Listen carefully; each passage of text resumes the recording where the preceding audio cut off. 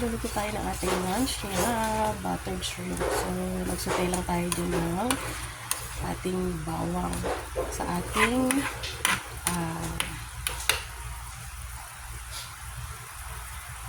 butter. Then, naglagay tayo ng tomato paste, konti lang, and then ang ating toyo para may kulay siya, guys. So, naglagay lang tayo ng konting asukal kasi wala akong 7-Up, guys. So, yan. Tinikman ko na. Okay naman yung ating sauce. So, ilalagay ko na yung ating shrimp. Yan. Nag-crave na naman tayo, guys, sa buttered shrimp. So, pasensya na, guys. Medyo maingay. Pasensya na kayo at busy ang kausap.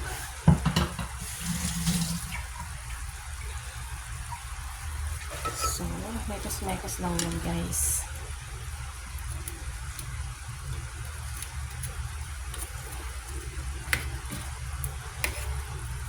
Medyo malaki rin ng konti yung ating shrimp, guys. Kaya, tingin-tingin tayo ng kaunti dyan sa ating cravings, guys. Hindi tayo pwedeng masyado kumain ng maraming shrimp. Alam niyo na, guys, ang ating high blood pressure. Charot! So, yun, guys, ang ating buttered shrimp. Pasensya na, guys, at medyo maingay. Maingay pa? Kaya narinig ba kayong ingay, guys? So, binuksan ko kasi yung pintuan. At napakainit, guys. Ang aga-aga pa. So, napakainit na agad.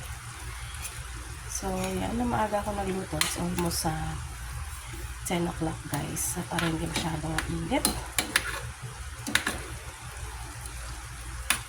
Yan.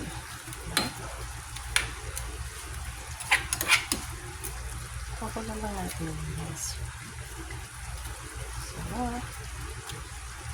ayan ang ating buttered shrimp, guys. Diba? It's so yummy na ulam na yan na. Diba? Sarap. Ayan.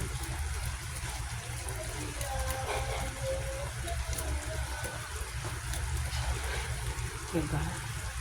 Yan pa lang, guys. Ulam na yan. Kayo, guys, ano ang inyong pananghalian? Kami, ito na. Buttered shrimp.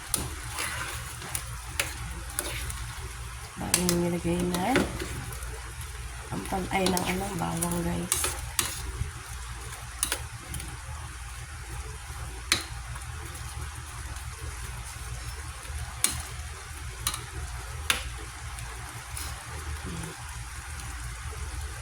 Diba?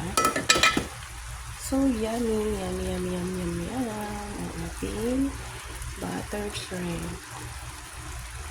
So, tikman buttered shrimp.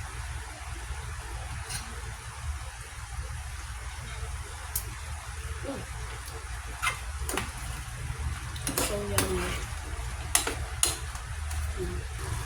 Diba? So, yun na, guys, ang ating buttered shrimp. It's so yummy. So, thank you for watching. Bye, guys!